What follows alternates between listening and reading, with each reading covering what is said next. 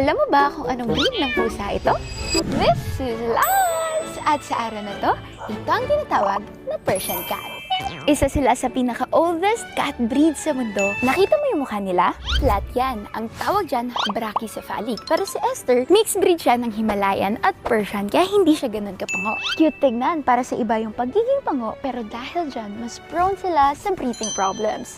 At kung akala mo low maintenance sila dahil chill lang, naku, nakita mo to? Kailangan nila ay regular grooming. Kapag hindi nasuklay, possible magbuhol-buhol yung balahibo nila. Fun fact, ang mga Persian, hindi sila masyadong hyper. Mas gusto nilang humiga, magmasid at mag-relax lang. Hindi rin sila maingay. Hindi sila yung meow ng meow, tahimik, pero very affectionate. Yung iba, diba?